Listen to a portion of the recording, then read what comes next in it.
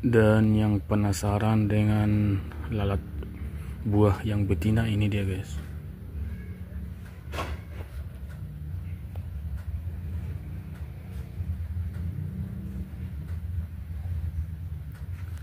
Nah, lalat inilah yang melahirkan telurnya di buah cabai,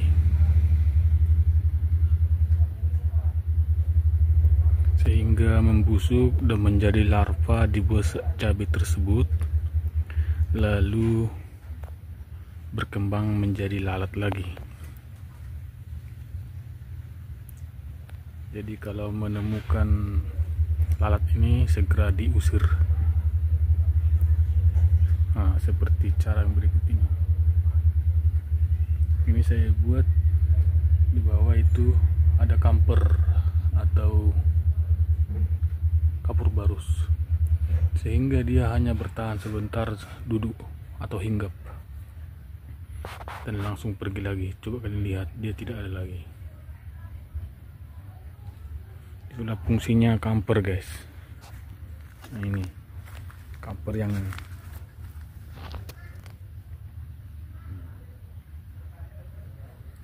nanti akan coba kita cari dulu lalat jantannya yang membuat cabai kita kena antraknosa. Ini masih ada, ini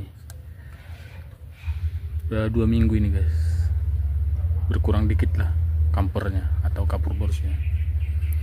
Jadi ini berguna untuk mengusir lalat buahnya dan juga tungau guys, sehingga kalau kita telat untuk spray inseksida, jadi bisa ini mengantisipasi sementara. Tapi ingat guys, hanya mengantisipasi sementara. Kalau serangannya makin besar, segera dilakukan penyepraian atau penyemprotan inseksida, terserah merek apa. Dan di antara banyaknya cabai yang saya tanam ini, ada sekitar 250 pokok. Dan 3 hari terakhir ini saya menjumpai juga kasus antraknosanya atau busuk buah seperti ini guys.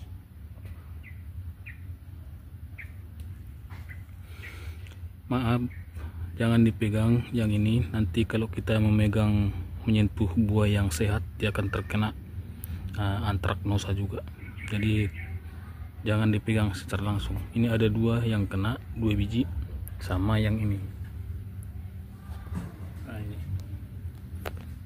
ini ciri-ciri yang sudah terkena lalat buah atau antraknosa. Dia mencoba menyuntikkan suatu cairan yang membuat cabai ini menjadi busuk sehingga bisa menembus ke dalam untuk memasukkan telur atau larva tersebut. Jadi sepandai-pandainya, semaster-masternya, kalau masalah antraknosa pasti adalah minimal 0,5% dari sekian ratus pokok cabai. Ini juga ada satu lagi penampakannya guys, lebih sah dia di buah cabai. Coba kalian perhatikan.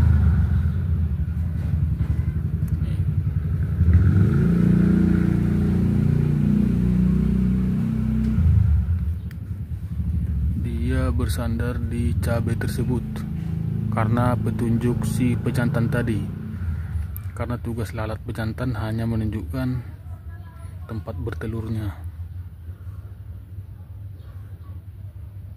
Bisa kalian lihat, saya zoom perdekat ya. Ciri-cirinya lalat perempuan atau betina ini lebih lamban karena dia sedang ibarat manusia mengandung. Dan itu tadi ditunjukkan oleh pejantannya, tanda-tanda di daerah situ. Makanya dia akan bertelur di daerah situ.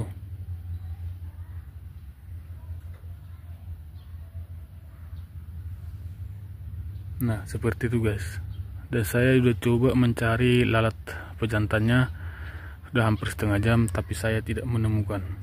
Mungkin karena saya sudah membuat kamper ini. Nah, itu guys penampakannya untuk lalat betinanya. Oke lah guys, karena lalat buahnya nggak ketemu yang jenis kelamin jantan, mungkin karena diusir oleh kamper ini sehingga dia nggak berani datang, dan bisa dikatakan cabai kita sehat-sehat seperti ini. Tapi itu pun tidak cukup dengan ini guys. Kalau lalat buahnya menyerang besar atau serangannya besar, kita lakukan penyepraian secepat mungkin supaya bisa terkendali. Sekian dan terima kasih. Jangan lupa dukungannya, subscribe dan like, share guys. Thank you.